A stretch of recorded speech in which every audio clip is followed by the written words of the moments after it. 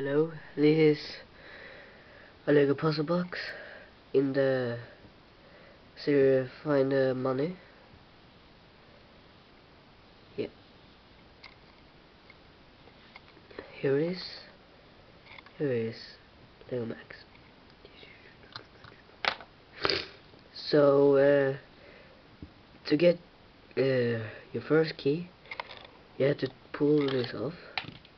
Why? Nothing in here, but when this is off, it allows you to something like that, to slide this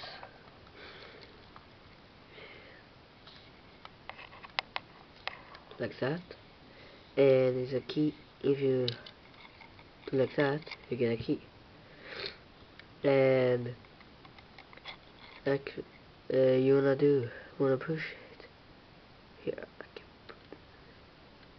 like that, in here, so this come out. Then you wanna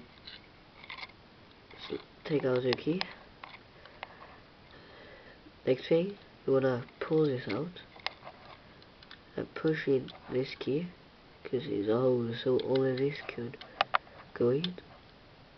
But nothing happens because this blocks it. So what you wanna do is slide it back and take out your prize. Hold on.